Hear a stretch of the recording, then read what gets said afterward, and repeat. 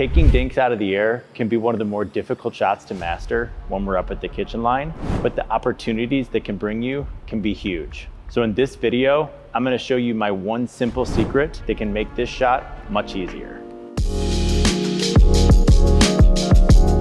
Okay, so tell me if you've experienced this before. You're playing a game, you're up at the kitchen line, you're trying to hold that line like everybody says to do, and we're reaching in and taking that ball out of the air. You do it once, you pop it up, they slam it. You do it again, you pop it up, they slam it. Pretty soon we lose confidence in taking the ball out of the air and we find ourselves stepping back on everything. Now we're playing a little bit off the kitchen line, we're giving up a lot of space. I know I've been there before and I've seen my students struggle with the same thing. So hopefully today we're gonna solve this problem once and for all.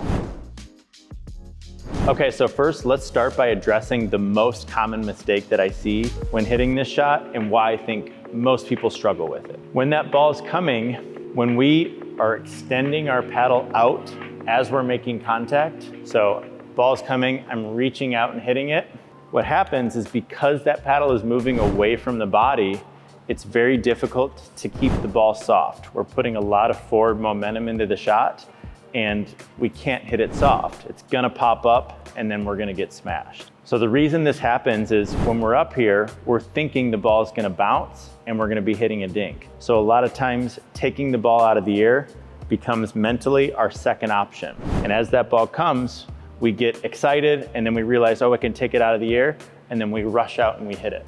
And again, when I'm doing that, my paddle is extending, I'm putting too much energy into the ball, and then I'm gonna end up popping it up. So that's the main issue that we're gonna have to solve.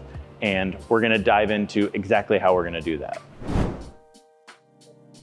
If you like this video and you like this content, make sure to subscribe and you can check out all my other videos. So how we're gonna solve this problem is we're gonna try to get our paddle to what I call full extension, and we're gonna try to have our paddle settled.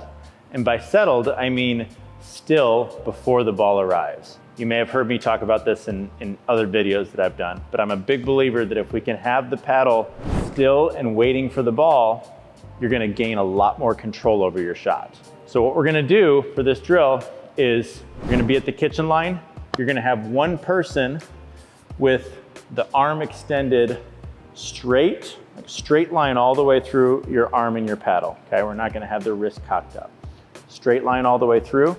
You're gonna turn the paddle over to the backhand side, and one person is gonna be dinking regular, kind of off the kitchen line a little bit, letting the ball bounce. The other person is gonna be at full extension, holding the paddle out, trying to take everything out of the air with the backhand. So we do the backhand first, then we flip it over to the forehand side, do the same thing on the forehand, and then last you're gonna start it in the center and just open it to whatever side the ball comes to.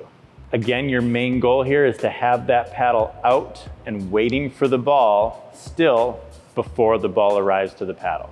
So when you're doing this, remember that full extension means as far as you can reach without changing your body posture or leaning or falling over, okay? So we get a nice, good, solid body position. We reach straight towards the net as far as we can. And now what we've done is we've created an endpoint for our volley. We know that's as far as I'm gonna go, and one of two things happens. Either the ball gets to my paddle and I take it out of the air, or it doesn't and it bounces in front of my paddle and I take it off the bounce. But because we've created that endpoint, we know that we're not gonna reach any farther than that. There's no more going out away from the body.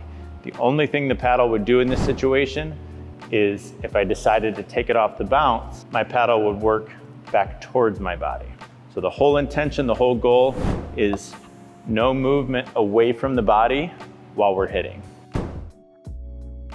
I want to give a big thanks to my sponsor, Selkirk. Check out the link in the description below and you'll get a free gift card with your purchase. Okay, so how are we actually going to apply this to a game situation now? So remember, our main goal is to have that paddle at full extension before the ball arrives. The problem with that is we can't just stay in that position all the time. The biggest threat to this position is if a ball were to get sped up at me, then that's not a good position to be in, okay? So I can't just play all the time with my paddle at full extension away from my body. So we've got two ways that we can handle that. We got two ways that we can deal with this. Number one is we can dink and we can wait until we see our opponent hits a soft shot. Once we see that ball comes off their paddle soft, we quickly get out to full extension and we look for that out of the air volley. The second way would be you can be a little more proactive. If you've hit a shot that you're very confident that your opponent can't speed up, then you can be in that position even before they hit. So if you hit a ball that they're taking as a half volley, or maybe they're reaching, or maybe they're off balance, then I could actually be in that full extension position even before my opponent makes contact. And again, the main goal here from a mindset perspective is we're trying to get our brain to think out of the air as option number one. Okay? Once I go to that full extension position, then I'm thinking that I want to take the ball out of the air as option one, and then off the bounce becomes option two. So if it's not there, I'll pull that paddle in, I'll step back, and I'll take that ball off the bounce as my second option. Thanks for watching the video, guys. I hope you liked it. Remember, now that you're gonna go out and practice, to take your screenshot guide so you have all the tips from today's video right at your fingertips.